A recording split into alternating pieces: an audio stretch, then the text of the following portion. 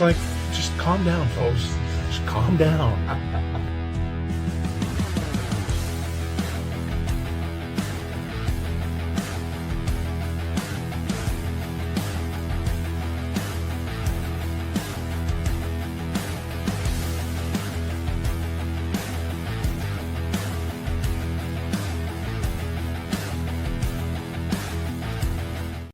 And what might go down as an instant classic, Game 1 of the Stanley Cup Finals between the Edmonton Oilers and Florida Panthers was better than advertised. The Edmonton Oilers winning Game 1 4-3 in overtime. We'll take you through up and down. It was back and forth. Each team had their chances. Each team had a push. We'll go through it here in just a minute. I'm, of course, Barry Besse with my son, Carson, and we are the Best Boys Center Ice podcast on YouTube. And all playoffs long, we've been doing the 2025 Stanley Cup playoff wrap-up show. Now we've moved on to the Stanley Cup Finals wrap-up show, and our first one of the finals. We would, of course, like to remind everybody that all of these will be available on the Best Boys Center Ice podcast YouTube channel. And that is available through the Refocused Radio Network, along with a great podcast like Sweep the League with Rudy Campos Jr. and I Am Refocused Radio with Shamaya Reed. But tonight, Carl, we've been waiting for this for over a week. Game 1 of the Stanley Cup Finals. We both said this was going to be a long series. We both said this could have the potential of being one of the more entertaining and hard-fought series. And if Game 1's any indication, Carson, we're in for a hell of a next week and a half or two of the Stanley Cup Finals. Yeah, I mean, you said it, instant classic. This is going to be a game that's going to go down in the storybooks. I mean, both teams played really hard. Both teams had their moments of being the better team. And, the game went as almost as long as it could have with the Draisaitl's OT winner with 30 seconds left in the first overtime. This is indication of a great series because not very often, I feel like in the Cup final, do you see overtime Game 1. Doesn't happen very often, and it did tonight. And this, like we said, we think this is going to be a 7-game series, and I would not be surprised. I mean, the way both these teams played. Even though Edmonton has a lead, no one has the upper hand of this series because both teams are great clubs. It's like you've got the irresistible force and the immovable object going against each other, because both of these teams, these are the two teams that deserve to be in the Stanley Cup final. These are the two best teams in the NHL right now, bar none. You could look at records, you could look at who won the West, who won the President's Trophy. The Florida Panthers and the Edmonton Oilers are the best all-around, up-and-down team out of the 32 in the NHL. This is why this is going to be such a classic. And you're right, Carr. It went back and forth. It was like the Oilers had the advantage by scoring first with like a minute 6 in. Leon Draisaitl gets his 8th. But then Florida comes back and scores the next 3. They got the Sam Bennett got his 11th on what was reviewed by the Oilers as being goaltender interference. And, that's why they have a different angle in Toronto in the Situation Room, because I understood where they were coming from on the call. I'm like, why they deemed it a good goal, because it seemed like he was kind of tripped or pushed into him and he couldn't. And like, there was a lot of things like, okay, well, they weren't looking at Kulak, who tripped him, and then they're saying, well, maybe he fell into and he could have stopped himself. But it was a good call. It was a quick call. And then because of that, the Bennett goal counted. Well, all of a sudden, the Oilers find themselves on the PK, and Brad Marchand gets his 5th on the power play at 12:30. So now the Oilers have dug themselves a hole and it takes me back, and they even mentioned it on the TNT broadcast, that this goes back to the LA series and the coach's challenge that cost the Kings series and the series because of the power play. So here we go into the second period, and Florida has a 2-1 lead, and then Bennett gets his second the game, 12th of the playoffs. He's leading the playoffs right now in goal scoring. So here we go, second period. Florida's got a 3-1 lead, and we know what Florida does with a 3-1 lead. They just bury you and bury you and bury you. But then something happened in that on that team in the later part of the second period. Victor Arvidsson scored about minute 17 after Bennett did. So we got the Oilers got the 3-2, but they noticed it on the TNT broadcast. It wasn't the Florida team, especially that came out in the third period, on their heels, not doing their normal forechecking. I think until deep into overtime in the third period. Let's see, they had two shots on goal in the third and 6 in overtime. So they just totally were on their heels where the Oilers were just rolling in third. So Matthias Ekholm, second game back after being out since March. A beautiful setup from Connor McDavid and Kasperi Kapanen, second assist of the game. Now we're tied, and then we head into overtime. So what happens usually in overtime? It either ends early with a garbage goal or it ends late with just a fantastic play. And it was a power play. And I tell you what, I'm trying to go and see who got the delay of game penalty. No Sec got the delay of game penalty. He Mm-hmm. he flipped it. Definitely didn't hit anything. He was, I think, being rushed by Podkolzin. So now you give the Oilers a power play at 18:47 of overtime, and it was bound to happen. The Oilers found a way. Corey Perry, great little touch pass to McDavid. McDavid to Draisaitl, and boom, game over.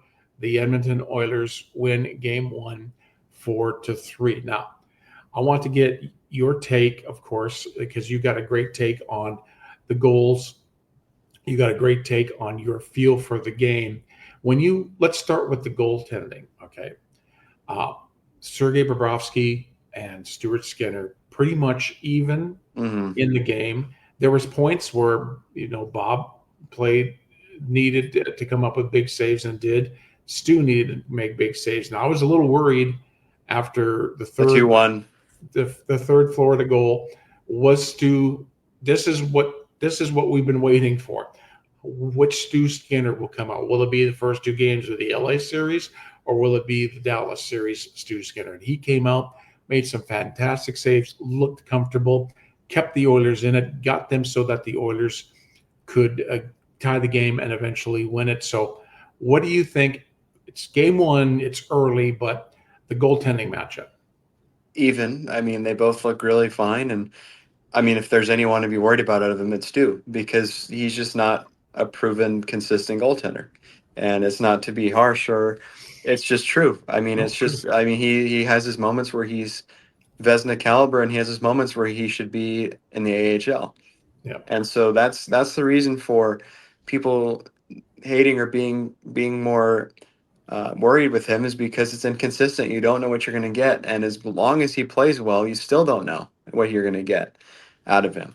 But he played really well. I think looking at this game, it was pretty much dead even.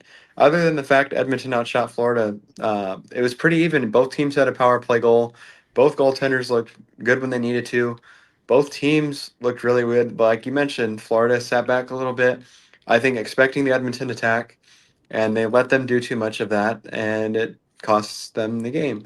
Mhm. And again, Edmonton's up, but there's no reason to be worried if you're Florida, or be too excited if you're Edmonton, because I mean, this game could very much be turned around the other way next Yeah. on Friday, and all of a sudden Florida's tied or Edmonton's up. Either way, very even game, very great game, great teaser for the series. Back and forth, entertaining. I think it's just going to be a battle. Like it's going Mhm. to be a battle like unlike we've seen in a long while. And whichever team wins this series definitely deserves it, because these are the two best teams at this time left. Obviously, it's great for the others. Big guys stepped up. Draisaitl got two. Big shocker that McGrady got a he couple of continues to points. step up. And even for Florida, their top goal scorer gets Yep. two. Sam Bennett and Brad Marchand, the guy that they got in free agency. So I just like this game from top to bottom. no team really outplayed by much the other team, and it was just Edmonton had more momentum, had more reason at home to win the game. They got it done. But like we always say, it's exciting, but game one's done now. You're in that room. I bet you by now those guys are, like, okay, let's go to game two because this is going to be a long series. But I just love the game. Great, entertaining, exactly what you want to see this time of year. Yeah, and I agree with you, Carson. It's like you got to put your war face on, even in Edmonton's dressing room. Yeah, exciting. You win in overtime in front of that amazing crowd in Edmonton, but now you got to go business. Like you got to go back there and say, hey, that's just one game. It's the Florida Panthers over in the other dressing room. They're the defending Stanley Cup champions. You can't just say, oh, we're taking care of it. No, because you're going to come out with you're going to have to play even harder Twice than as you did hard. tonight. Because To, Florida's going to be PO'd. They gave up that lead. They shouldn't have, and they did. Now, watching this game, something just watching that Oiler team just seems different than last year. oh yeah. Something about it just seems different. Like it seems like a magical feeling watching them play. That like they're that close, to ending all the Mhm. frustration for the country of Canada for their cup drought, their team in general. But yeah, it's a long way. And you're right; these are the defending champs. They deserve to win as much as Edmonton. Yeah. So, uh, You're this you're you're right. I noticed it too from last year's team. I think last year's team in the final were kind of shell shocked in those first couple of games because I think Bob shut out the Oilers in the first game in Florida. I think they were shell shocked, and even though they did climb out of a 0-3 hole to tie it they and were go to the exhausted seventh at that game, point. they weren't ready for the rigors because they've gotten, to the conference finals against Colorado, or a couple few when Colorado won. But then this was last year was their first trip to the Stanley Cup final since 2006, and that was being from the eighth seed and just going blasting through. But there But it's isn't. history repeating itself because Florida was a team in 2023 that lost to Vegas, and they came back with a vengeance for that experience and took it over. And even though Edmonton almost did it, Florida grinded it out and got it done. Doesn't matter how they did, they got it done. But now it seems to be just history repeating itself that the Oilers have kind of figured out what it takes at this time to be that team and lock it in. And it's just it's different watching them play this year than last year, but Yeah. again, I give all the credit to Florida with how they retooled that team because they lost a lot of people and they made it work and they filled in the gaps they needed to, and they are. I mean, if they win, they're going to be on their way to being another dynasty. I think they're. They're going to I take don't see over a the state team. of I don't Florida see a as team in the East that can, if they no. continue to beat, that can really keep up. Honestly, it's just incredible. But really good series so far. Really good game. But now you hit the reset button to Friday night's game two, again at Edmonton.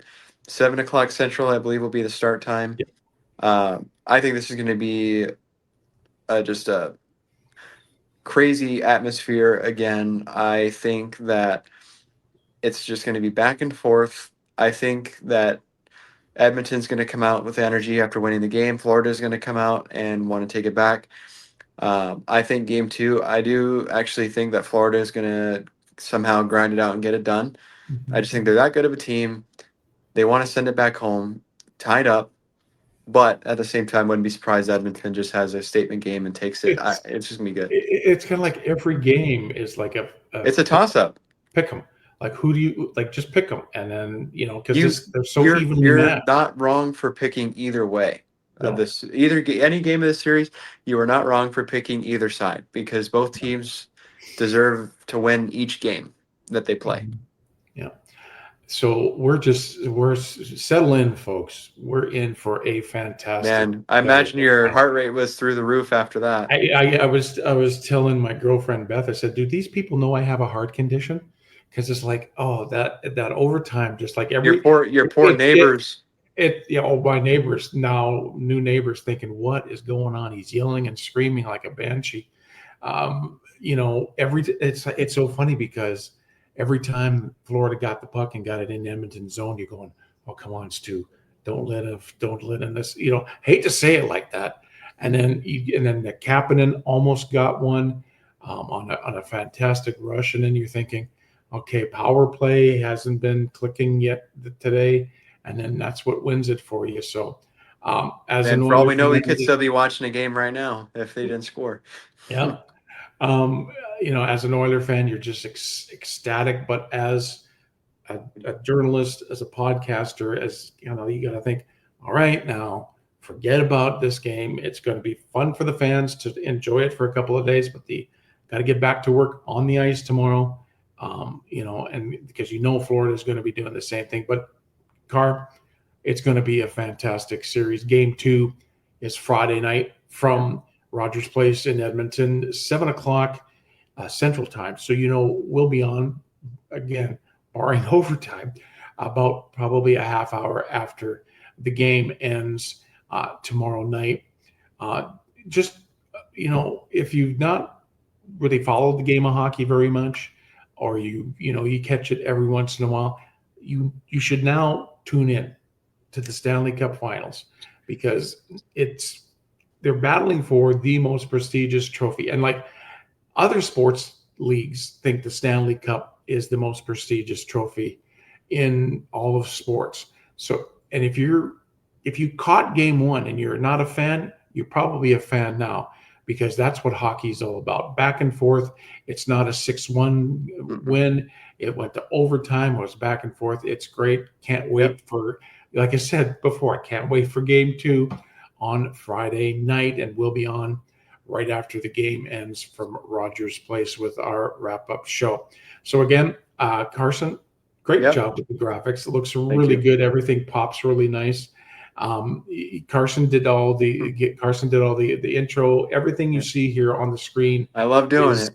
Is Carson's deal. This show will be uploaded tomorrow morning to our Best Boys Center Ice podcast YouTube page, also on Spreaker.com, and then you can get the video of the Best Boys YouTube channel on the Refocused Radio Network. And I'm probably not going to do one tonight, but in the morning I'll do a TikTok wrap up of the game 1 of the Stanley Cup Finals. The Edmonton Oilers win in overtime thanks to Leon Draisaitl's second goal of the game on the power play. The final score 4-3. But let's wind, like Carson said, hit the reset button. Let's go to game 2 is Friday night in Edmonton. And in the meantime, and in between time, everybody have a great hockey night.